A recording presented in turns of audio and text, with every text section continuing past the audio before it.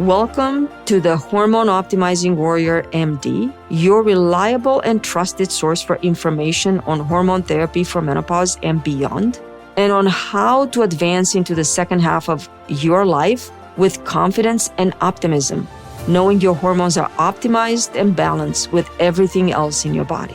Whether it is hormone therapy, peptide therapy, laser therapy, or some other new technology applicable to maintaining our vitality, mental and physical strength, you will hear all about it in this podcast. Welcome back. This week's episode is a very interesting episode. I've been meaning to talk about this for a while, and I'm really excited that I finally have the opportunity to do so. And this is all about bioidentical hormone therapy, especially compounded bioidentical hormone therapy. Is it a marketing scam, as some physicians that are naysayers like to point out, or is this the new standard of care? This is not a trick question, and the topic of this podcast is not meant to judge bioidentical therapy as good or bad, as legitimate or fraudulent. Is intended to provide you with enough information so that you, the user of hormone therapy, or a person who knows someone that might want to use hormone therapy for menopause, can make an informed decision whether your preference is for a bioidentical hormone or non-bioidentical hormone, a compounded hormone, or an FDA-approved hormone. So this podcast is also going to give you some information about the difference between FDA-approved hormone therapy, what's available, but not FDA-approved, as well as clarifying some debated safety issues around compounding hormone therapy for menopause.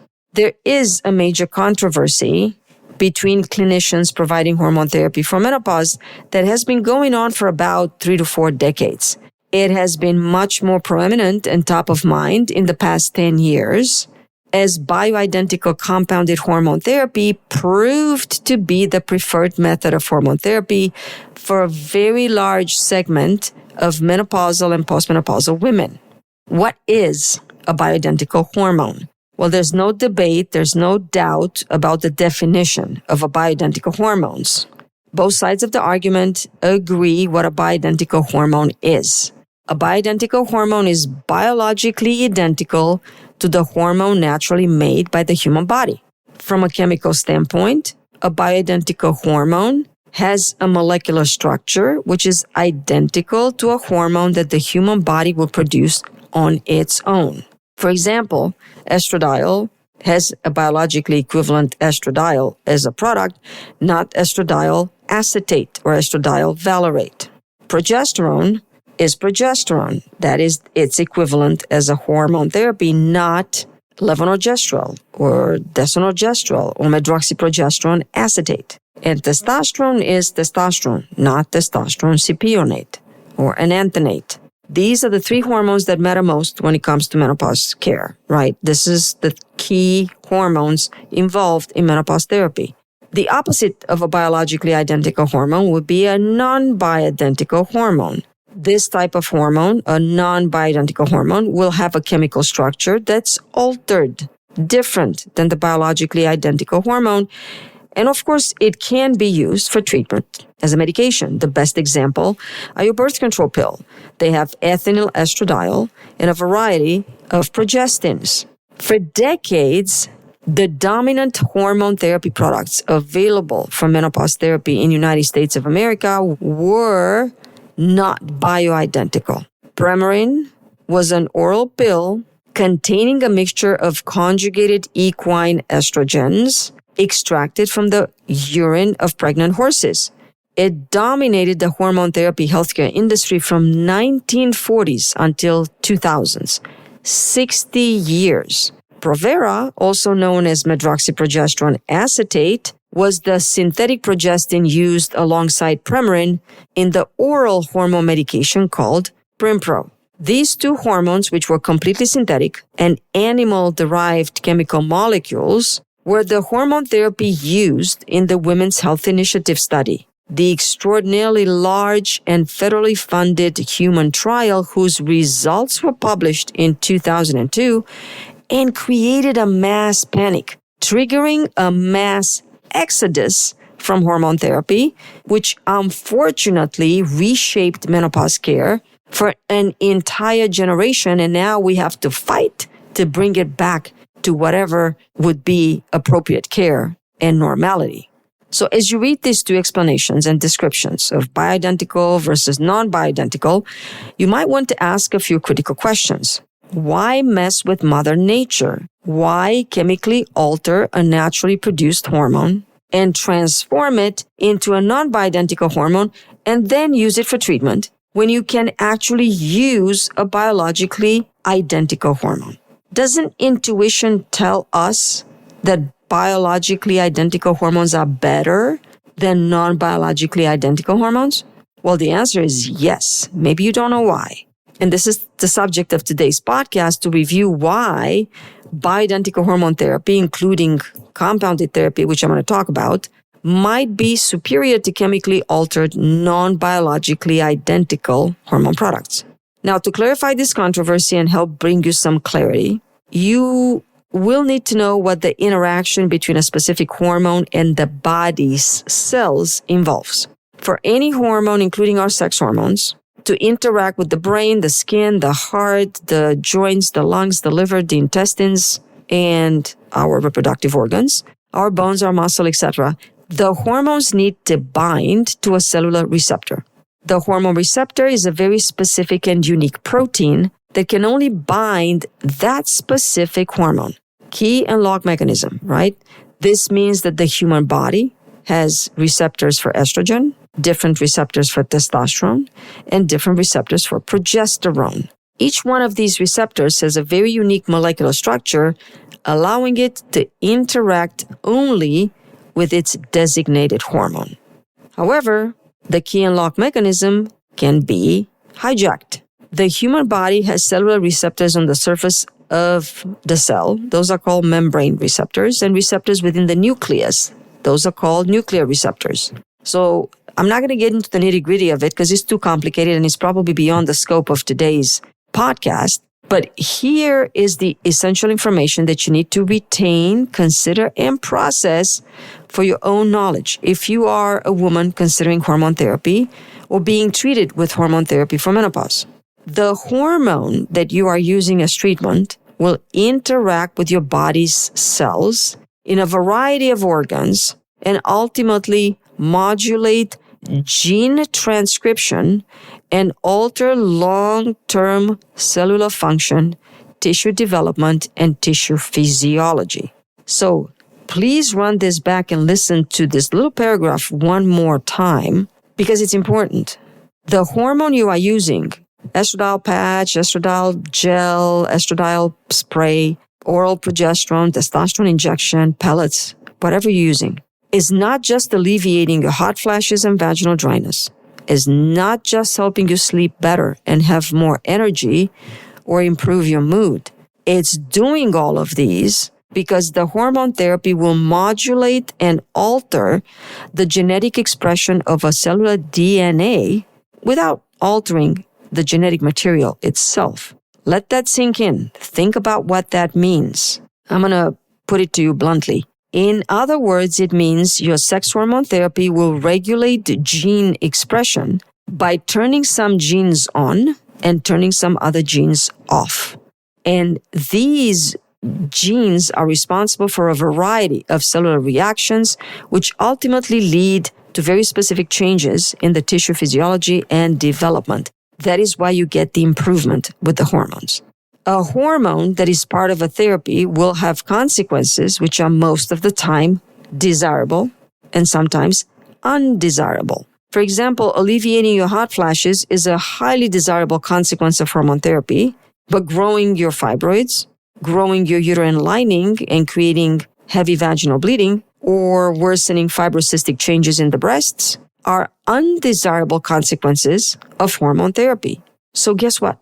The more seamless, easy, and efficient the interaction between a therapeutic hormone intended for treatment and that specific receptor is, the more effective that therapy will be. So the reality of bioidentical hormones is very clear. From a safety standpoint as well as an efficacy standpoint, it makes absolute sense. And body logic dictates that we should prescribe and consider hormone therapy for menopause only in a bioidentical form whenever possible. Because I don't want anything that's not bioidentical that's going to mess with the lock and biohack it and partially or incompletely or much longer than necessary activate my estrogen, testosterone, progesterone cellular receptors and create some improvement, but also some serious consequences. You should probably know there are many bioidentical FDA-approved products. Let me do a quick review of them. For estrogen, we have estradiol patches, estradiol gel, estradiol sprays, vaginal estradiol preparations, and for progesterone, we have oral micronized progesterone, which comes in 100 or 200, and that's it. Now, let's talk a little bit about compounded bioidentical hormone products. They are not FDA approved, and they cannot be FDA approved in the sense of how Big Pharma becomes FDA approved. So let's talk about this FDA approved in a little bit more detail. What's interesting is that the term not FDA approved is one of the most seriously misleading phrases in American medicine. Not because it applies a false label. The label is true. It's either FDA approved or it isn't. But the non-FDA approved, it's important and misleading because of what it implies and because of what it intends the listener to assume. The term FDA approved somehow suggests that every single other product that is not FDA approved, including hormone therapy for menopause that is compounded, exists and operates in some kind of regulatory shadow zone. Unlicensed, unsupervised, unaccountable.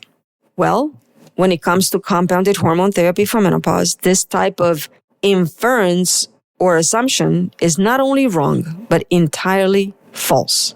Any compounded medication, including compounded bioidentical hormones, are not unregulated in spite of what some naysayers of compounded therapy might be telling you. They are regulated by a different and probably more personally accountable system than the one that actually governs mass-produced medications, including mass-manufactured hormone therapy for menopause. It might be useful to know that compounding pharmacies are the original form of pharmacy practice, and that long before manufacturers began mass-producing standardized tablets for whatever use, every prescription was compounded and mixed to order by a pharmacist for a specific patient according to the doctor prescription. The present mass manufacturing model is now dominating the drug supply, including hormone therapy, and for some reason, probably due to the controversy around hormone therapy for menopause, compounded therapy in general has gotten a bad name and a bad reputation, and it is constantly accused of not being FDA approved. Well, guess what? The FDA approval process is for mass manufactured drugs, which are indeed efficient at producing a very limited menu of fixed doses and very fixed formulations for the largest possible population of patients. For example, the estradiol patch is mass manufactured in 5 very specific and very limited dose formulations. The lowest dose is 0.025 milligrams, so 0.025 milligrams, and the highest dose is 0.1 milligrams. The estradiol spray that comes in a can that's sprayed onto the skin can be dosed from 1 spray a day to maximum 4 sprays a day. So that's 4 dosing protocols, right? And it's delivering a very specific amount of estradiol with each spray. Now, the FDA-approved hormone products are not designed to produce a specific preparation for a very specific patient. For example, someone who's allergic to the patch or is non-compliant with the 1 spray twice a day that you want them to use, or someone who's looking for a very specific estradiol product that can be absorbed effectively without causing an allergic reaction, or a product that she can be compliant with, those are not going to be satisfied or served by an FDA-approved hormone product. And these type of patients are not necessarily rare. There are women who cannot swallow pills, who are allergic to a variety of ingredients found in the FDA-approved products, who are allergic to the peanut oil base used for micronized progesterone, who are still symptomatic on the highest dose patch, and the list can go on and on and on. Compounding a medication, including hormone therapy for menopause, will fill in this much-needed gap between mass-manufactured FDA-approved products and the individual, not rare cases where an FDA-approved mass-produced hormone therapy will not work well or will cause a reaction or will cause a side effect. The American Congress has recognized the need for compounding pharmacies as legitimate.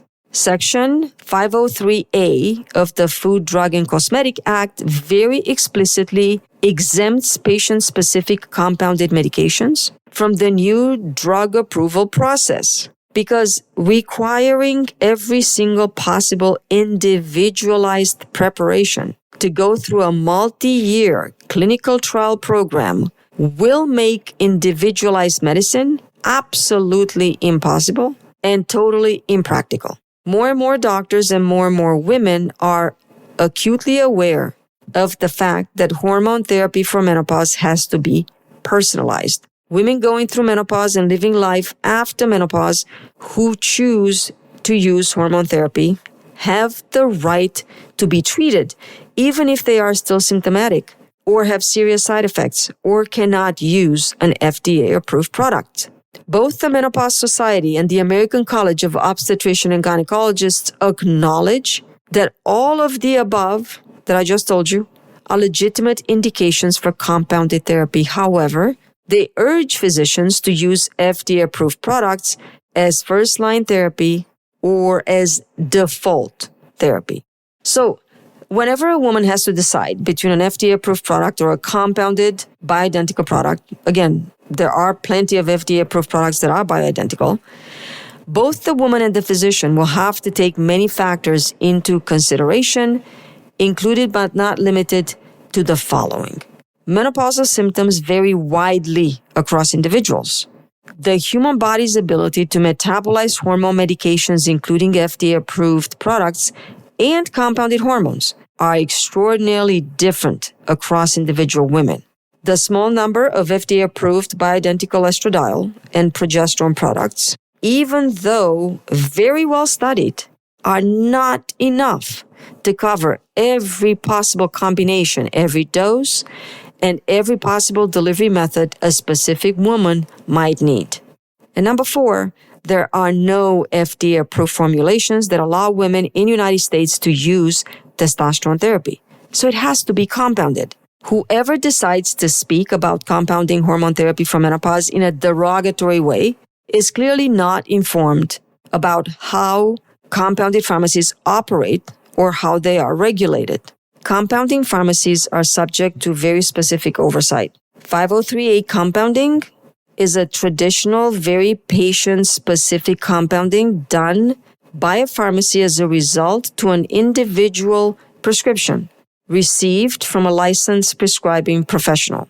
503A compounding pharmacies are licensed and actively regulated by state boards of pharmacy, which have very specific standards for facility conditions, pharmacist licensure, and continuing education, just like doctors have, requirements for record keeping, and inspections, which can suspend or revoke a pharmacy's license if deemed to be in any type of violation. 503B are outsourcing facilities that register directly with the FDA and are required to follow good manufacturing practice standards and the same category of regulations supplied to the conventional pharmaceutical plants, and that includes federal inspections. The 503B compounding has been created by the Drug Quality and Security Act of 2013. This is a law that has been created after the catastrophic 2012 fungal meningitis outbreak. This originated in one unsanitary compounding pharmacy. And the unfortunate result of this catastrophe was not to ban compounding therapies or compounding products including hormones, but to build a stronger, federally enforceable tier on top of the existing state system for compounding facilities that want to compound on a larger scale. And this includes injectable hormones like the compounded pellets. These guys go through stuff similar to the FDA-approved process.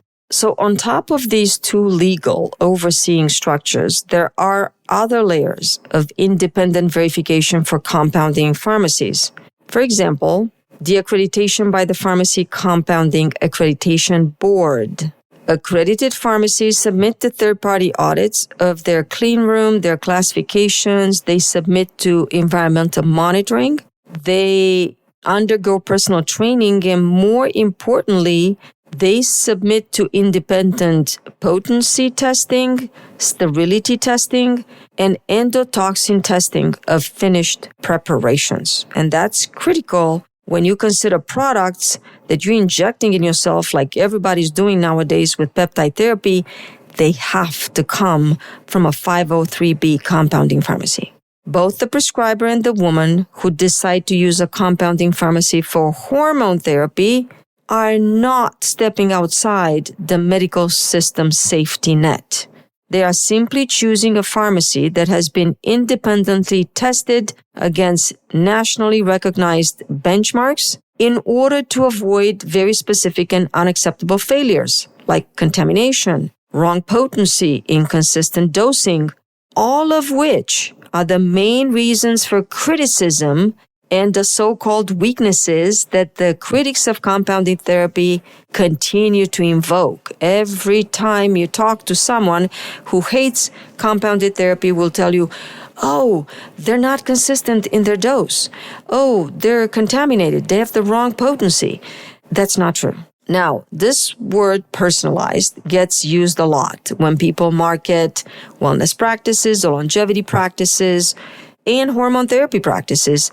So many that practice conventional medicine are fairly skeptical of this term, personalized. Now, of course, these doctors are practicing 10-minute visits, so they don't have time for anything that is personalized. Let's be honest and let's be serious about it. So in the specific context of menopausal hormone therapy, the issue of personalized treatment becomes critically important. Why? Because the hormone metabolism, the receptor sensitivity, the symptom presentation, as well as the value, beliefs, and goals vary widely across women. The truth is that the commercial, mass-produced, FDA-approved hormone therapy market offers a pretty narrow set of fixed doses and fixed delivery methods. It's large, not super narrow, but it's not enough to address this huge variability. Let me give you an example. A woman whose symptoms are partially controlled on the lowest commercially available estradiol patch, but who experiences side effects on the next dose up of the same patch, will have no FDA-approved intermediate option. That's it for her. At this point, a compounded dose between the two would be the only way to titrate their actual physiology rather than put up with the nearest manufactured increment available in an FDA-approved hormone and come up and tolerate the side effects or the problems that that's going to cause. Ultimately, let's consider the fact that the healthcare market, especially when it comes to menopause therapy, has grown so quickly, and especially the compounded bioidentical therapy market has grown so quickly and so much that this is proof that bioidentical therapy, including compounded hormones, is not a scam. Markets grow quickly when they are meeting a demand that the existing supply was not meeting. Yes, now that the black box warning on the patch has been removed, a ton of women coming asking for the patch, asking for gel if patches are no longer available, which they are. It's a major shortage. But until now, the past 10 to 20 years, the compounded therapy was pretty much the leading delivery method that women preferred, and this drove the market. Now, let's not mistake anything I said so far for a claim that every compounded hormone product on the market today would be equivalent in efficacy or an oversight to an FDA-approved product. Be aware that a 503A pharmacy that's operating in full compliance with USP standards and fully accredited by the PCAB, which is the Pharmacy Compounding Accreditation Board, can be fundamentally different from another pharmacy that isn't operating in full compliance. Not all pharmacies are identical or operate the same way, just like physicians are not identical, and like physicians do not practice the same way other physicians do. Let's remember that compounded hormone preparations are not required to undergo the controlled clinical trials that established population-level efficacy and a labeled risk profile for a specific dose and indication like an FDA-approved product. Estradiol is estradiol, whether it's synthetically mass-produced or compounded in a pharmacy in a dose that's an in-between what's offered by the FDA product. You would not require a clinical trial for every possible dose of estradiol because that's impossible. Compounded hormone therapy is not interchangeable with FDA-approved therapy. But compounded therapy is a legitimate, historically grounded, and meaningfully regulated option for the specific women whom the commercial market will not be able to serve or meaningfully improve their quality of life. In conclusion, just a few thoughts. Women should always ask for and want bioidentical hormones because they are superior to non-bioidentical hormones in not just effectiveness, as they are a perfect fit for that specific receptor, but also in safety because they interact and get cleaned up and metabolized better. The body will know what to do with a bioidentical hormone, but the female body will be puzzled and confused when it comes to dealing with an animal product or a synthetic non-bioidentical product which can mimic the action of the biologically natural hormone by interacting with the receptor partially, incompletely, or much longer than necessary.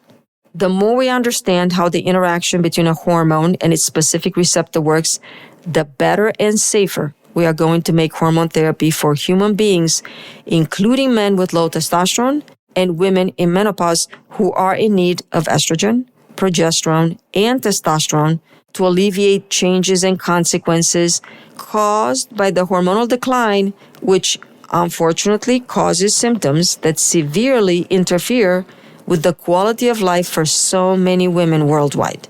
We need to do better when it comes to hormone therapy.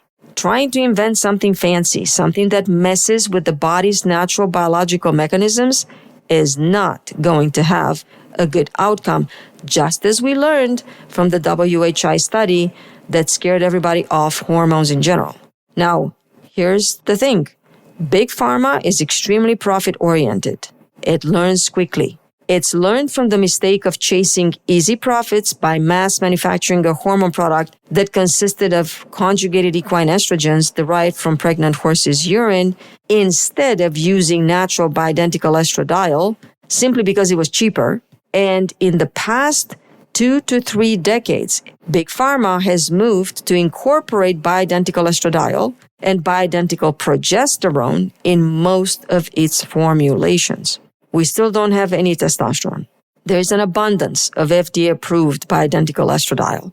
But compounding estradiol as a cream to use on the skin or vaginally, or to use as a pellet, still has extraordinary value for a significant amount of women who fail to get relief or who are allergic and intolerant to FDA-approved products or require a different dosing that's not available by the limited supply that is mass manufactured.